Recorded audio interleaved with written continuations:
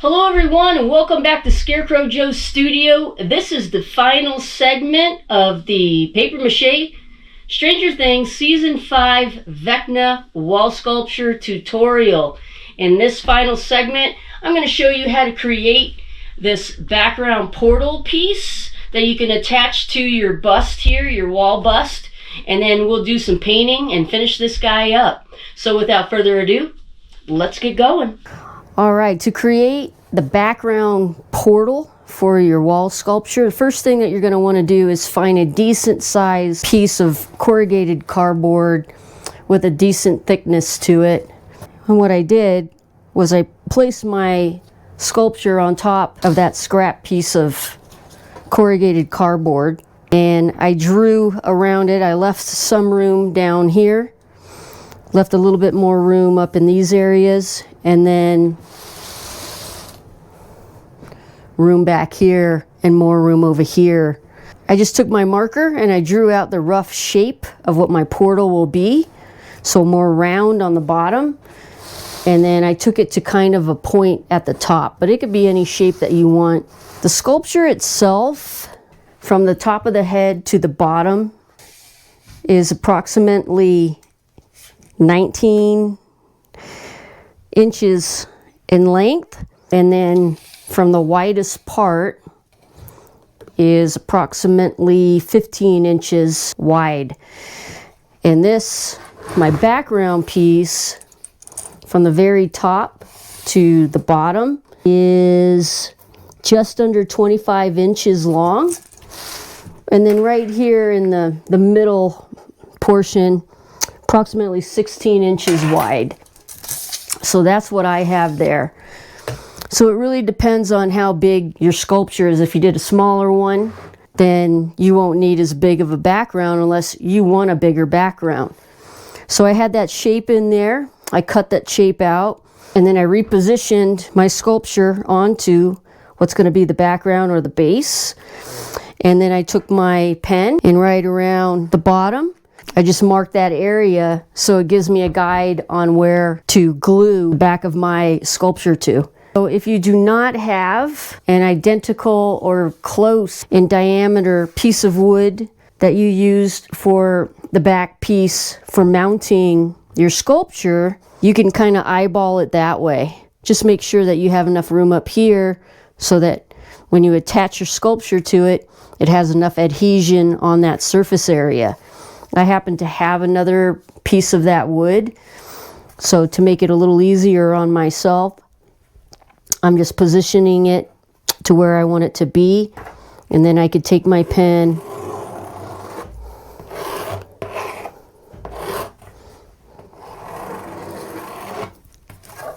and make my mark that way.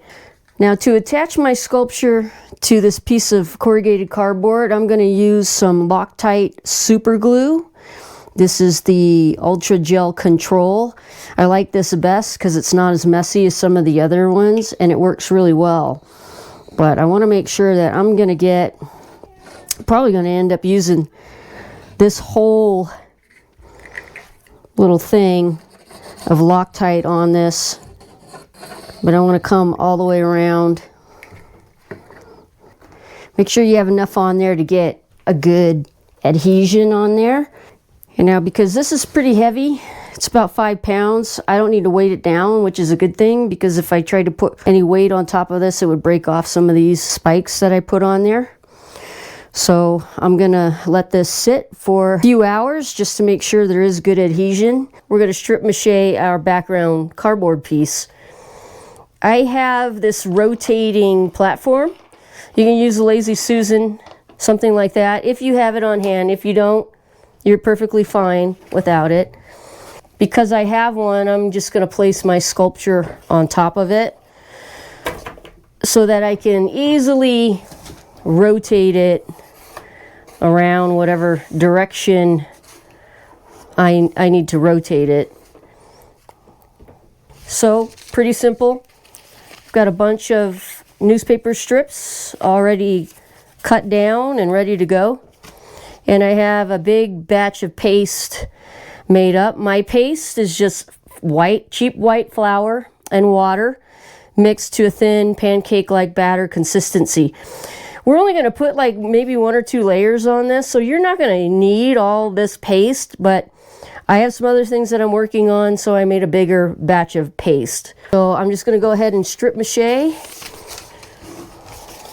I'm not going to show you this whole process, but just so for those of you that are interested and maybe have less experience with paper mache, you can kind of see what I'm doing. I am overlapping the edges of my piece of cardboard, because when you cut cardboard, you see all of that corrugation.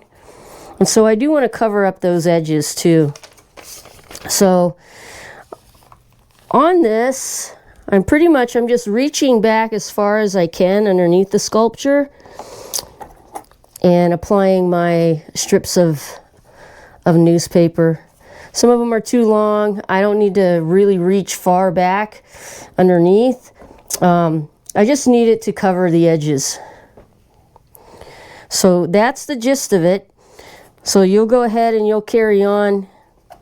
Strip mache, I would say do at least two layers of strip mache and then let that dry, because we're not putting a whole lot of strip mache layers on here. 2-3 layers. If you put it in front of a fan when you're done, it'll dry within probably 8 hours. It won't take long at all. All right, before I continue on with the next step here, a couple of things. When you strip mache the base or the background piece here, because that corrugated cardboard is wet from the paste, it will lift a little bit. Not a big deal, but one of the ways that you can remedy that situation is by, when it's still wet, is by taking some masking tape, and in those places where it's raising up, or just in certain areas, like I would put a piece of masking tape here, on the other side, and maybe at the point here, and maybe one down here on each side. And if you just attach it while it's wet and drying to a surface and make sure that it's flat, it won't raise up and curl so much. Mine still did a little bit, but that's not a big deal. But that is one way to get around or to remedy that situation of it raising. All right, so the next step to complete the background is I've already started with my aluminum foil. So I have some pieces of aluminum foil, and I have formed them into these shapes of the tendrils. So if you go back, most of you have probably already watched the series Stranger Things, and so you're familiar with those portals or those openings where these creatures such as Vecna and the demos, they come out of these portals from the upside down into the right side up. So these openings, they have like these tendrils coming out, and then in the background there's some more like small little viney things, little tendrils, and that's the opening. So to create that, that's why I have formed these things in aluminum foil. And so just in different shapes and sizes, I have a few here. I'm going to need more than that. But the idea is to shape them and form them into the shape that you want. And then I'm going to go ahead and glue pretty much just around the edges, mostly around the edges. I'm not real concerned if, say, one of them or 1 or 2 of them, such as this one, might hang off the edge a little bit. That's not going to be a big deal. So that's what you will go ahead and do. Just take a piece of aluminum foil, roll it up. You can shape it. You can make them long. You can make them small. I have some smaller pieces here. And just shape them and kind of lay them out on where you think you're going to place them. So down here, there's not a whole lot of room to place these tendrils. I might do maybe a couple of them down here, kind of strategically hanging off on the edge just a little bit.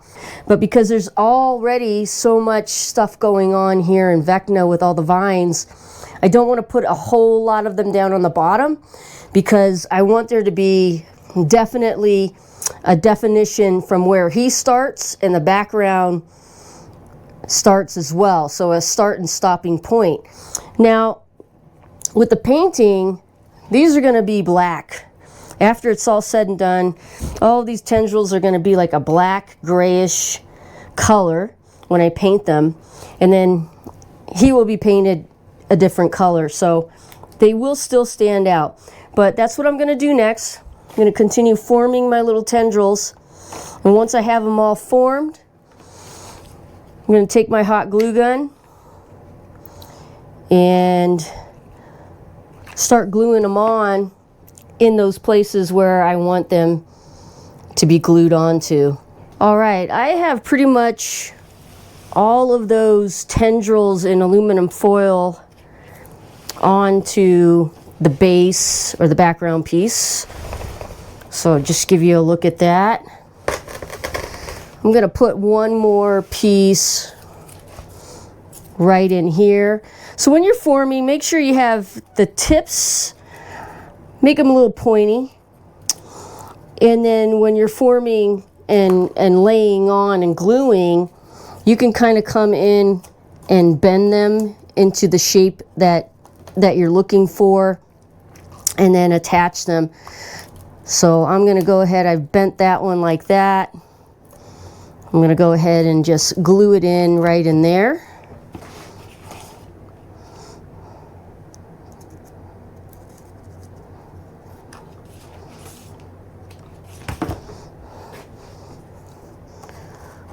So right about in there.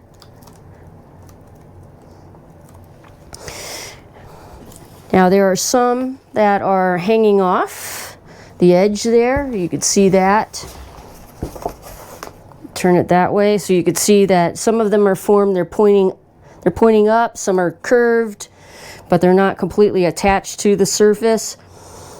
And the ends are pointy, whereas the ones that are laying kind of flat onto the background piece are more rounded. And I didn't put a whole lot of these tendrils coming down in here, and I'm not going to put any down here. I'm not going to put any of those tendrils down underneath here. This surface area where there aren't any of these aluminum foil tendrils, we're going to go in and we're going to do a little bit more with that. But you don't want to build up and put a bunch of tendrils inside here, because for a couple of different reasons. Aesthetically, when it's done, you don't want everything kind of blend in. We want these openings in here where we didn't put these aluminum foil tendrils to be a little bit more flat. And this is going to have a gradient, kind of an orange-yellow coloration to it in these areas. Whereas these tendrils for the aluminum foil that we just made are going to be darker, kind of just like the portal, or similar to the portal that these creatures come out of. All right, now that we have our aluminum foil tendrils all formed and glued into place, we're going to move on to the next couple of steps. I need to clay this entire thing over. I think I have enough clay for this project. We're only going to use a thin amount of clay. The first thing I want to do is I'm going to work from the inside out. So I'm just going to take my clay, and the couple of reasons why I'm choosing to put a thin layer of clay onto these surface areas that don't have the aluminum foil tendrils is just to give it more support and strength to that cardboard background. So I'm not real concerned about trying to get it like way underneath, the sculpture that it's sitting on, just around it where I know that I'm going to be putting in some other details and doing some painting, just to give this cardboard some extra strength. And looking back and thinking about how I created this background piece, what I should have done and what you should do if you haven't already started this project, you could still do this actually, is trace out two or three of the pieces of cardboard for your background, glue them together so that you have more strength instead of just one piece of corrugated cardboard. But this is what I've done, and I'm just going to continue with this. It'll be fine. This is going to give it some more strength. Now, normally what I would do after laying on paper mache clay is then I go in with my paintbrush dipped in the paste, and then I smooth it out just like I did with the rest of the sculpture. I'm going to do that a little bit just on the background, the flat pieces back here. But when I get to claying over these tendrils with the aluminum foil, I'm not going to smooth them out with the paste. I want them to have that texture to come through. So I'm going to carry on here and finish up this background piece. Something that I want to show you. Let me lift this up. So I got as far back as I could underneath there, and as far back as I could underneath there, because I can't, and I have small hands and it was very difficult to get my clay in there. Had I planned originally at the get-go, at the very start of this project, to make that background piece, I would have done this completely separate. I would have created the background piece separate from the sculpt, and then after both of them were done, I would have attached the sculpture to that background piece. But after the sculpture was done, that's when I was like, oh, you know, this could be really cool. Let me do like a background portal. So, you know, if you're watching these tutorials on creating this piece from start to finish, that's what I would do. If I were to make another one, I would create the background piece separate from the actual sculpture, and then after sculpting them both out, attaching them together last. But anyway, I'm just sort of, the way that I'm getting in there is I'm using my little sculpting tool, and then just because I can't get my hand down in there, so I'm just pressing down that clay. All right, I have all of that, the inside areas here clayed over and smoothed out, as you can see. And now next step is applying my paper mache clay onto the aluminum foil. And as you can see, I have a little bit of the clay that's on here already. This is actually dry because I did a test with just a small area of applying my paper mache clay directly onto the aluminum foil, because I wanted to make sure that it was actually going to stick, instead of applying all of it on there and then later finding out that it's not sticking and it's just coming off. But it did work, and that's the first time that I've ever applied paper mache clay directly onto aluminum foil. Normally I strip mache it, or I apply some masking tape on it, but I decided to go ahead and give that a try, and it worked. So I'm just going to go ahead and carry on and just apply a thin layer of clay on all of my aluminum foil tendrils. All right, so this has been allowed to dry in front of a fan for about 24 hours.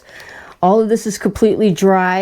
It was very thin amount of clay that I put on that background piece and these aluminum foil vines or branches here. So it didn't take very long to dry at all. So I'm at the point now where I'm ready to start painting. But one thing that I didn't mention previously is that when I glued the sculpture to this base portal here, I used that Loctite super glue, and that held it in place very well. But after that cured, I went in around the edges with hot glue, and I reinforced it with hot glue. So I don't think I mentioned that previously, so I just wanted to mention that as well. It's a good idea to just reinforce it with hot glue after you have super glued it onto this portal. So let's get ready to paint. All right, primary colors that I'm going to use right off the bat are going to be black, and this is a nutmeg brown. I'm going to base him all out in the nutmeg brown. So that's going to be my base undertone for Vecna himself. For the branches here, or the vines on the edge of the portal background piece, I'm going to base that out in black. Before I start the paint on Vecna, if you recall, the eyes here I created out of the thermoplastic pellets and formed them, shaped them, and inserted them into the eye sockets. I don't want to get any brown paint or any other kind of paint color on these eyes, so I'm going to take some blue painter's tape and I'm going to cut some pieces off and I'm going to block those eyes out, and then I can start the painting. All right, my eyes are blocked out with the blue painter's tape, and I'm going to begin by painting over these vines on the edge here, or these branches, with that black paint. And this is acrylic paint. This isn't going to be hung outside, so I'm not using any paint and primer mix of a paint and primer like I normally do, because it's not going to be hung outside. It's going to be displayed indoors. And I will, after it's all said and done and painted and finished, I will go in and seal this with a spray polyurethane or something like that. So my black paint that I have on these areas here is dry. Acrylic paint, it dries pretty quickly. And what I have done now is I have taken some paper towels and I kind of cut them up and I stuck them underneath the sculpture of the head of the sculpture to block out that flat part of the background portal so that I don't get a bunch of brown paint on that, because I'm going to paint that background portal. It's going to be a gradation of some orange, red, and yellow paints.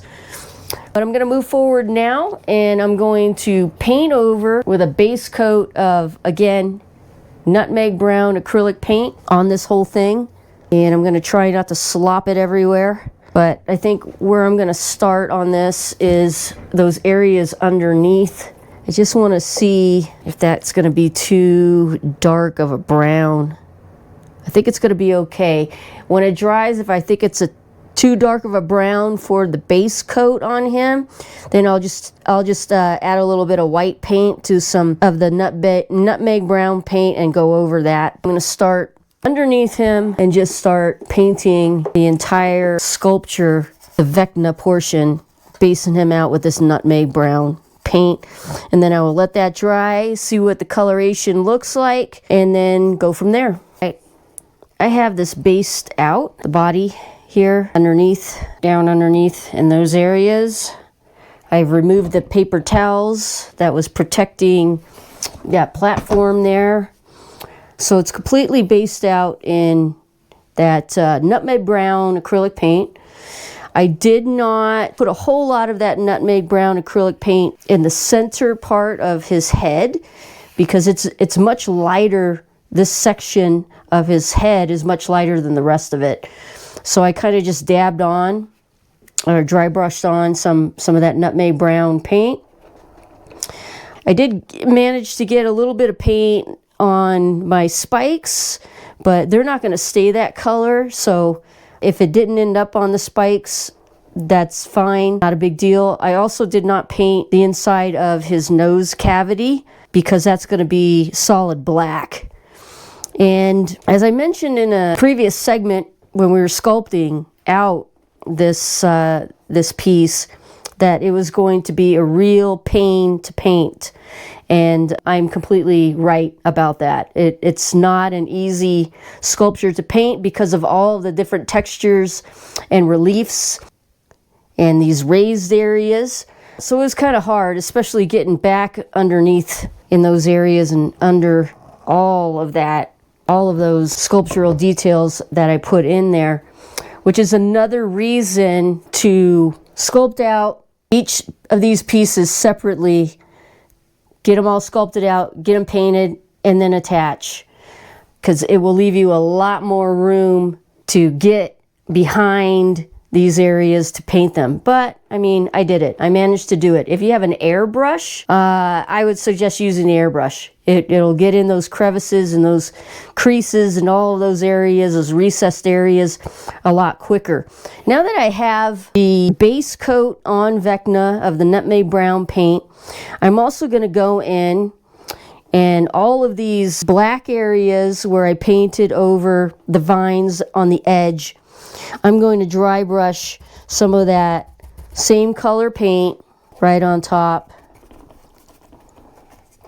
You just go in and brush right over. So that's what I'm doing to bring out more of that texture. All right, this brown nutmeg paint is dry and it's a little dark, but I think it's going to be okay. So I'm going to try something here. I'm going to try dry brushing on some raw sienna. So I have on my little piece of cardboard here, I have some white acrylic paint and the raw sienna, my paintbrush, and I have some paper towel here. So I'm going to start on the bottom here, and just with the raw, before I go in with any white, just with that raw sienna color, I'm going to dry brush some on just to see what it might look like. Because it is kind of light compared to the nutmeg brown.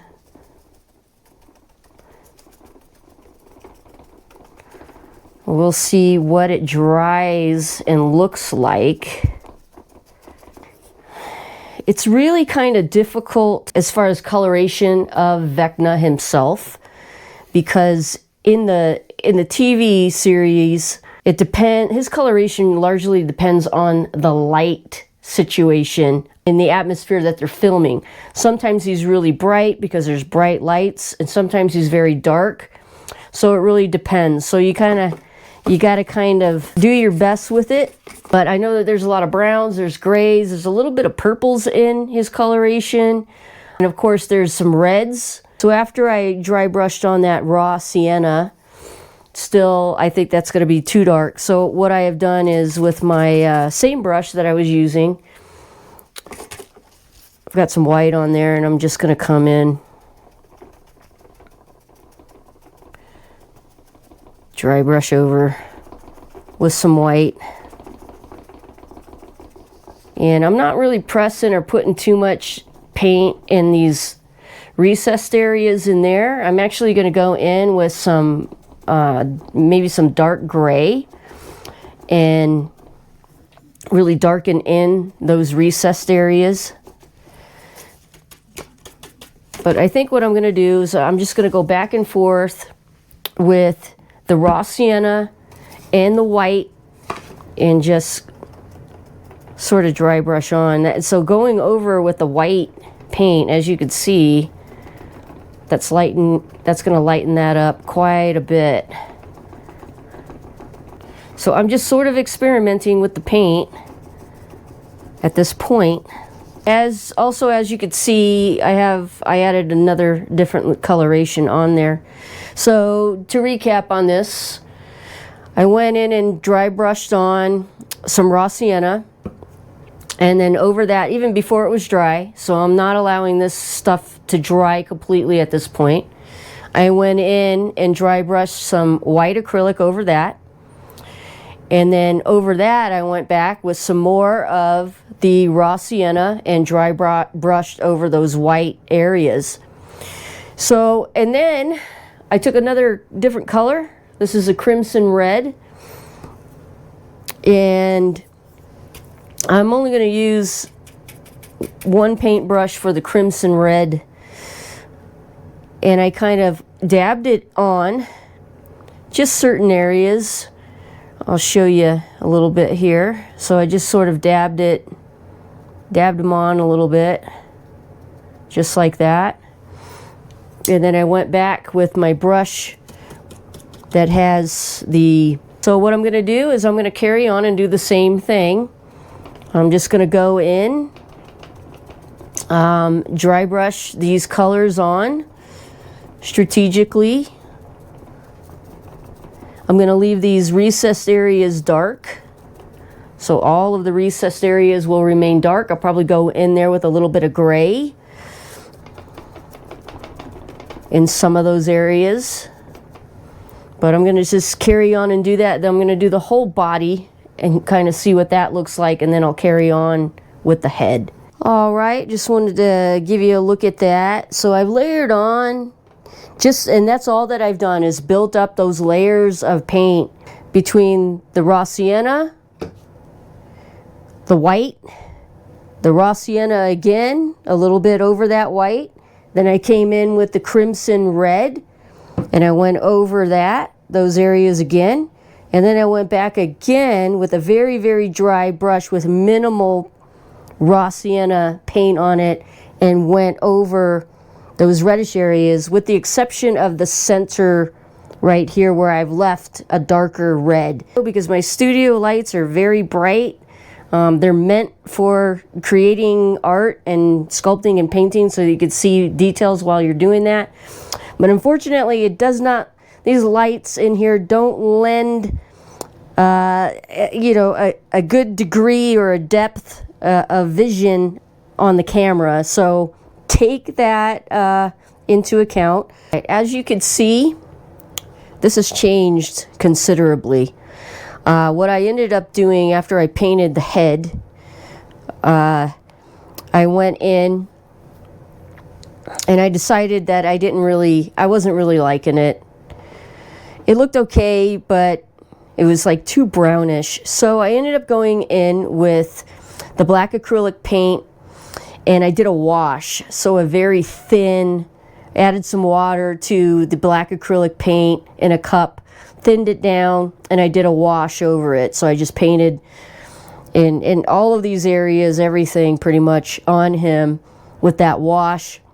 And then before the wash dried, I took a paper towel, and you could take a cloth as well, and I wiped off all of the raised areas pretty much so that the recessed areas are darker and then the raised areas are lighter.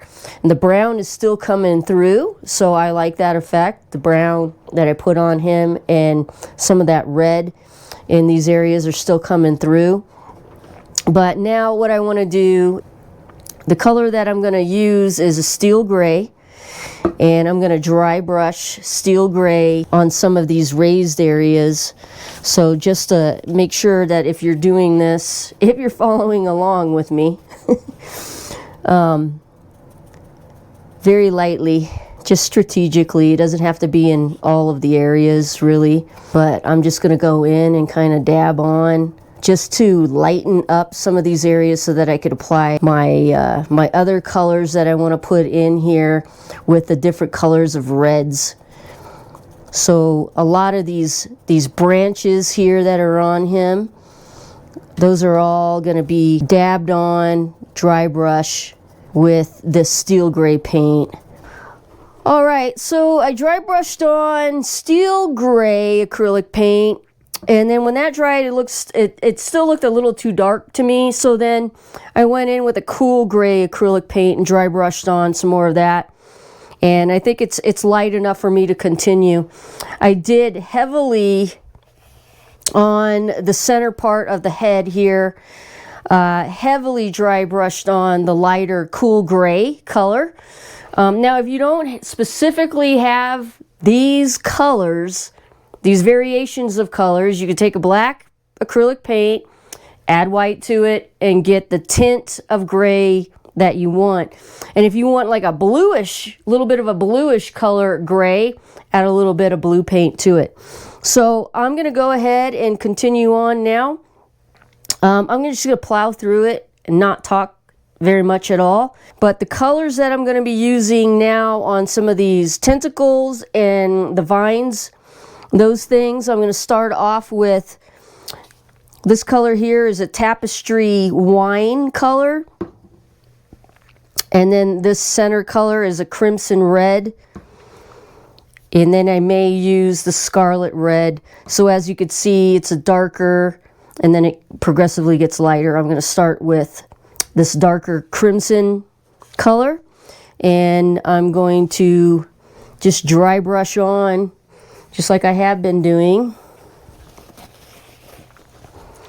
Starting with that paint.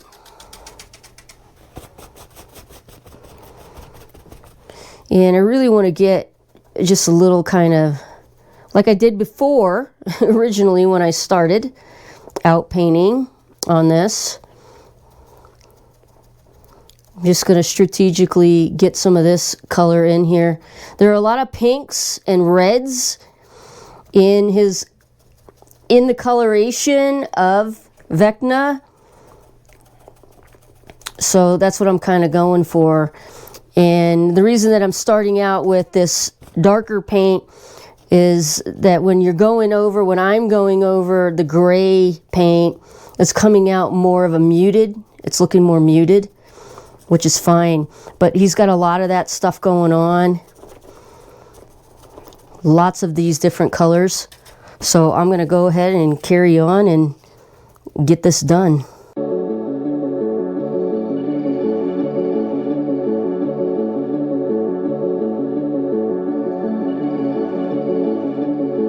This is a hot dress.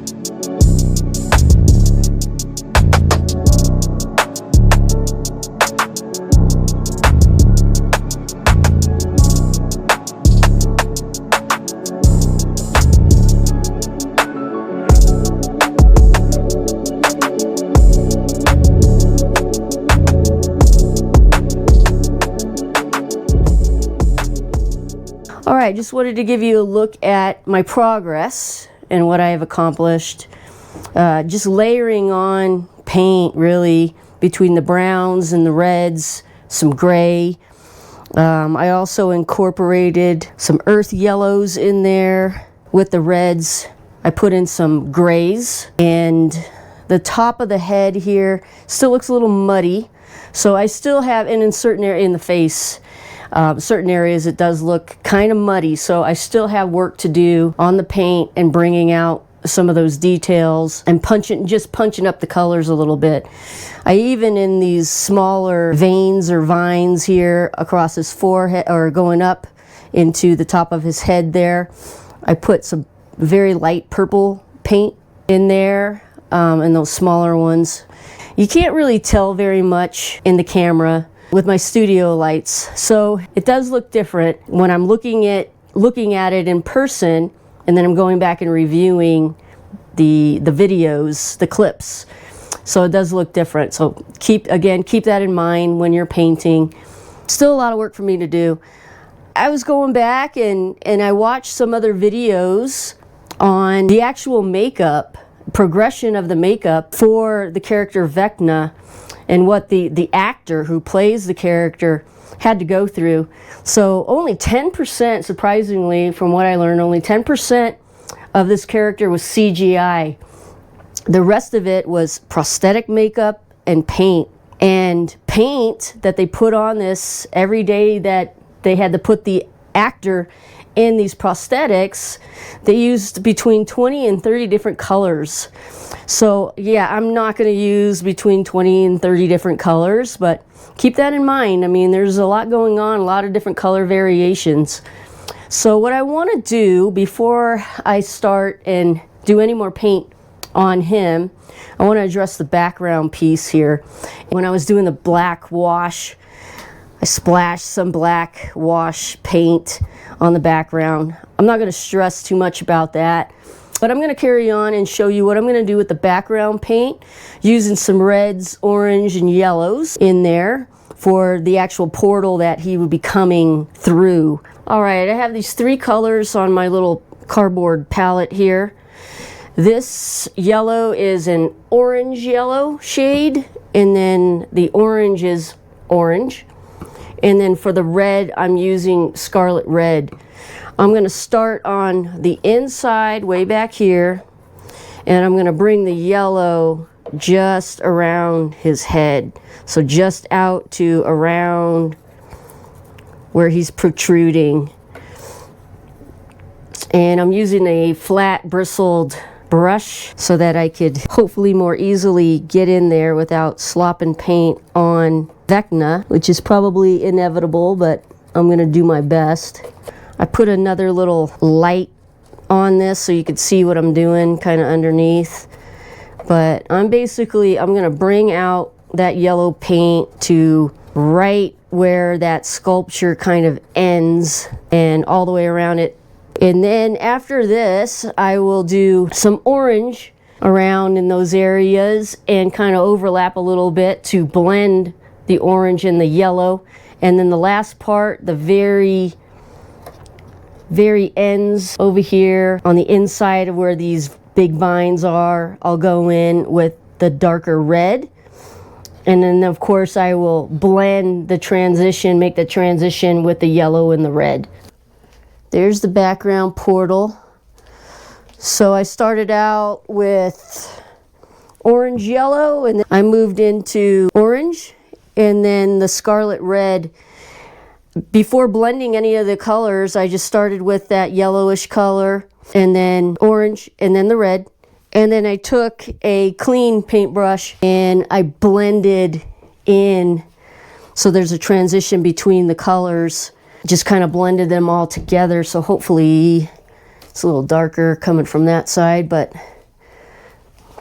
and then from the top, give you a look at that. So that pretty much will complete my background portal. So it's a nice transition, and I am happy with that. I think that looks pretty good. So off camera, I'm going to go ahead and I'm going to finish the paint on him. Once I'm done, I will come back because the last thing that I'm going to paint are the eyes. So I'll show you what I'm going to do for the eyes. All right, last thing I need to do as far as the paint on this is concerned is to paint the eyes. And as you can see, I removed that blue painter's tape from those eyes and I cleaned them up. There was a little bit of the black wash that kind of seeped through there. There's a little bit of the black wash still on there, but it's not going to matter much. The paint that I'm going to use is 2 colors. First, I'm going to paint the entirety of both of the eyes a cool gray, and then in the center where like the iris would be is going to be a bluish gray. And then after that dries, I will go in with some UV glue and apply that over the eyes. I've never used any kind of UV resin glue or UV resin period at all, so it's going to be an experiment. So we'll see how that goes, but I'm going to go ahead and just get these eyes done. So this is the cool gray paint. This Vecna does not have very clear looking eyes. They're very cloudy.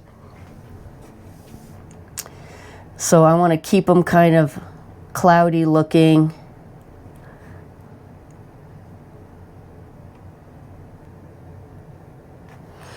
With the same brush that I have the cool gray paint on, I'm just going to wipe that off, but I'm not going to rinse the brush. I'm just going to go in with the cool bluish gray paint, and I am going to knock off most of that, and then just sort of like in the center where the pupil would be. That's pretty pale. I think I need to darken them up a little bit. I think I'm going to go in and use some steel gray, so it's just a little darker of a color. The translucency of those thermoplastic pellets, you really do have to apply probably a couple of layers of paint, depending on what colors that you're using, to get the effect that you want. And I did put a brighter spotlight on them, so hopefully you could see what I'm doing.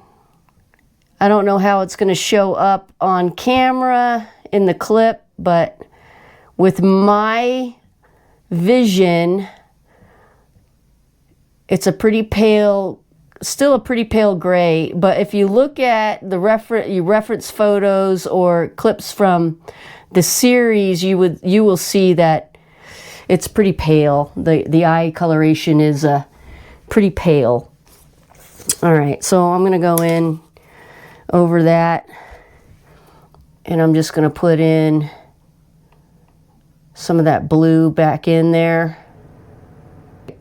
Pretty subtle, but again, that's kind of how they stand out, or how they are seen. But I think right in the middle of the iris, I'm just going to go in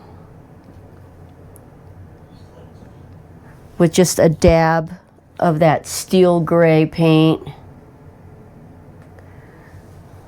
just like that, so that he has somewhat of a pupil. Let me turn this spotlight off to see if there's, move the camera closer so you can see that. All right, I'm gonna let that dry completely and then come back and we'll experiment with some of the UV resin glue that I have on hand for these eyes. Well, my UV resin glue did not pan out for me. I did not apply any of the glue here to the eyes. I did a test piece on some of the thermoplastic pellets that I formed into like a tooth shape for a previous tutorial, and then I applied the same color paint that I have on these eyes. I let that dry, and then I applied the UV glue onto that and follow the instructions as written. So after applying the little bit of glue onto that test piece, I used the enclosed or the included little UV flashlight thing that cures this glue. It just didn't work out. It didn't end up glowing. And I'm not saying that there's something wrong with this product. I don't know. It could be that it's just not meant for this type of application. I've said this before, I don't have any experience with this type of stuff. So, that being said, I did not put any onto his eyeballs here. So, he's pretty much done. I could paint on this, to be honest with you, for another 2 weeks. Just kind of tweak this, with different colors, and you get the eyes and all these other things to where I really want them to be. But I don't want to prolong this tutorial for another 2 weeks. It has taken long enough for me to get to this final segment, because unfortunately I ended up getting sick with the flu and it set me back. But anyway, he's finished. If you are following along and you've gotten to this point and you're satisfied with the paint, what I would do is I would get a spray can of polyurethane, like a clear satin, and spray this whole thing with polyurethane, just to make these colors, all the saturation and the different hues of the paint. It will make them pop really well and stand out, and it'll also protect your finish as well.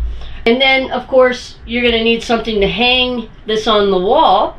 So my recommendation, and I mentioned this before, is that you get a wall hanging bracket or a picture hanging bracket that can withstand 5 to 10 pounds. This thing's only about 4 pounds, even with the little bit of added weight with the background portal. So it still doesn't weigh very much. So make sure that you do get a wall hanging picture bracket that's going to withstand the weight, so you don't have any accidents. And on that note, we're done with this tutorial. There's going to be many more tutorials coming up. The next one's going to be dragons, so stay tuned for that. But in the meantime, as always, I thank you for watching, and I will catch you in the next one.